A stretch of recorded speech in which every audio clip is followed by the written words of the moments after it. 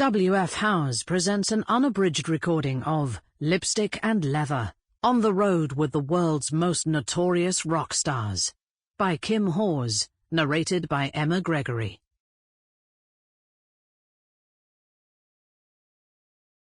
Introduction. When I was 16, I was in school and working part-time on my grandparents' market stalls in a commuter town outside Preston. Breaking into the music industry seemed so unlikely that I didn't even dream about it. When I was 19, I danced on stage with Hawkwind, dressed in tinfoil and gaffer tape while tripping on magic mushrooms. I can't play an instrument, sing, or read a note of music.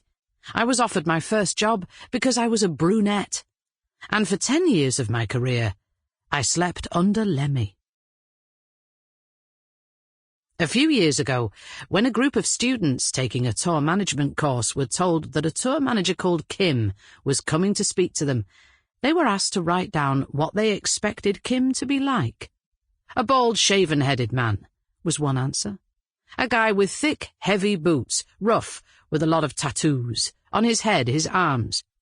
A very butch female.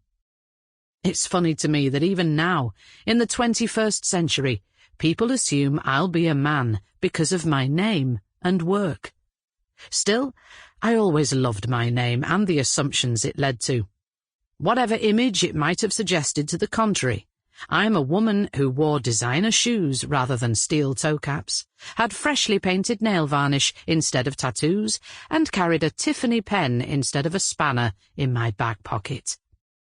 I was one of the first women in the industry ever to manage tours, and I loved playing with expectations.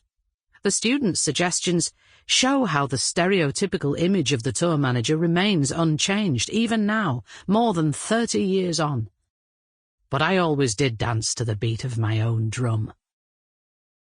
I got into the music industry for the love of it, the way most of us do.